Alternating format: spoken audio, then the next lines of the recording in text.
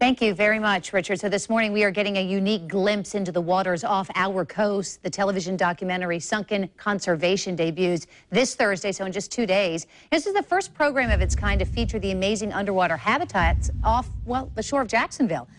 Many people have no idea, in fact, what exists just as close as even 10 miles offshore and as far as 30 miles offshore. What beautiful images we're seeing here.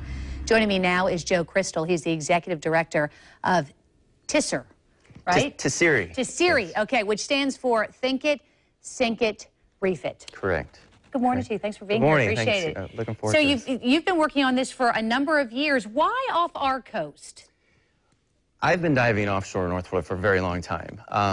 And I find myself in a situation where I explain my dives to people, and a lot of times their reaction is confusement, and they often say, you can dive off Jacksonville, almost as if they have this preconceived notion that there's this void, nothing offshore Jacksonville. And in reality, that's the farthest thing from the truth. There's this amazing underwater world right off our coast. And the initial push for what we wanted to do was to at least get that out there. We have very important underwater habitats out there that are good for the environment and for our economy. So we didn't only want to just show the gee whiz side of this, we wanted to show these important conservation efforts underway to protect these habitats. Yeah, I want to, if we could, there's a trailer, so it's about 30 Sure. seconds. Let's just watch this, and then I'd like to talk to you about how you were able to capture these images.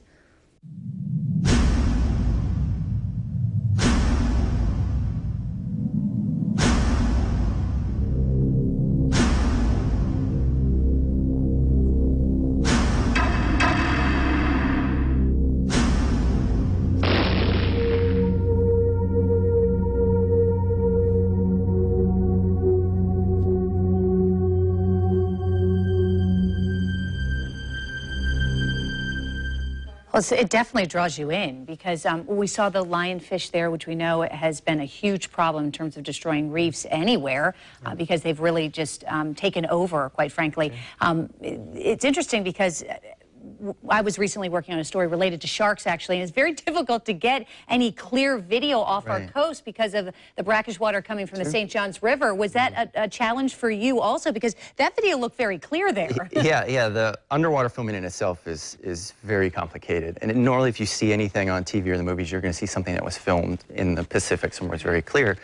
Offshore Jacksonville, our underwater visibility conditions vary greatly. We can see anywhere from a few feet to maybe up to close to 100 feet on a very good day, but the average day is a challenging turbid condition. So that was a big problem. We had to figure out how to capture imagery that was engaging and able to tell our story. And what we did is over the years, we've kind of learned what camera technology works good for this environment, and we've kind of come up with a unique filming technique to get these images.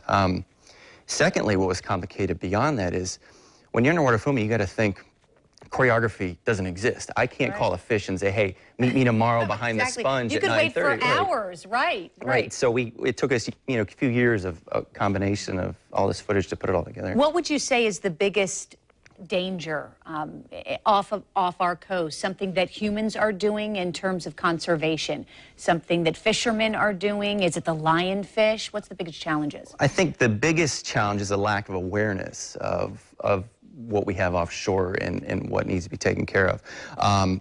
One is a maintenance thing, and we talk about this in the show, is that a lot of these sites, these underwater habitats, are utilized by people, but there's no maintenance program to go and take care of them. So think about like a football field or something like that. Any publicly accessible thing usually has a maintenance program. Well, our underwater habitats don't.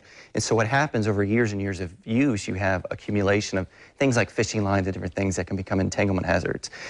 So that's a big issue. Lionfish is a huge issue as well.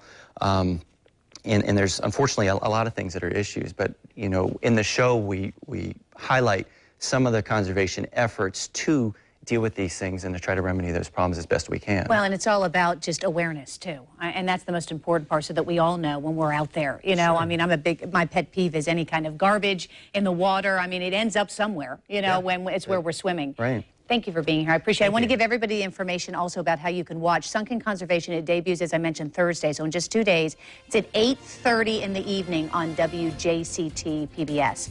We'll be right back.